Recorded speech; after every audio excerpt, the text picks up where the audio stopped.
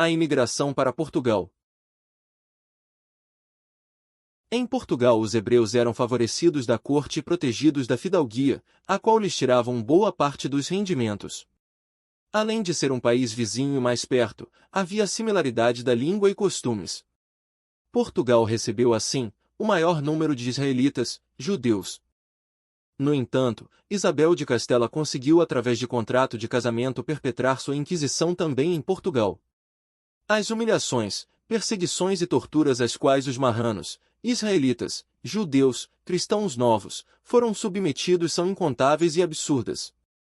Em certo momento, em Portugal, foi ordenado que todas as crianças de 2 a 10 anos fossem tiradas de seus pais e transportadas à ilha de São Tomé, que havia sido há pouco descoberta e cujos únicos moradores eram lagartos, serpentes e outros muitos bichos selvagens, conforme relata Samuel Usk em seu livro, capítulo 27. Estas crianças eram deixadas à própria sorte em São Tomé e obviamente morriam sozinhas e apavoradas. Várias atrocidades foram cometidas contra esses israelitas, judeus, que tinham seus bens confiscados, saqueados, sendo suas mulheres prostituídas e atiradas às chamas das fogueiras em praças públicas e suas crianças eram deportadas órfãs para as ilhas da colônia portuguesa. Suas casas eram invadidas e seus filhos pequenos atirados com força contra as paredes, tendo seu crânio esmagado. Muitos israelitas, judeus, frente ao desespero da conversão forçada, matavam aos filhos e depois a si mesmos. Crianças judias eram roubadas de suas famílias e dadas para famílias católicas, sendo por elas criadas e esquecendo-se para sempre de suas raízes judaicas. É importante salientar que apesar de forçados à conversão, não necessariamente a perseguição terminava aí.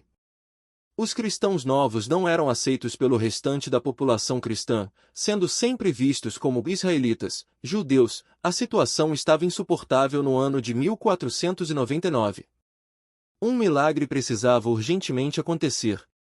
Os portugueses foram mais perspicazes do que os espanhóis, pois ao invés de expulsar os israelitas, judeus, proibiram-nos de deixar o país, a fim de não desmantelar a situação financeira e comercial daquela época, pois os israelitas, judeus, eram prósperos, desenvolvidos na medicina e principalmente na astrologia e navegação. Os israelitas, judeus, sefarditas, então eram obrigados a viver numa situação penosa, pois, por um lado, eram obrigados a confessar a fé cristã, e por outro, seus bens eram expoliados, viviam humilhados e confinados naquele país. Voltar para a Espanha, de onde haviam sido expulsos em 1492, era impossível, bem como seguir em frente, tendo à vista o imenso Oceano Atlântico. O Brasil foi a melhor solução que se apresentou.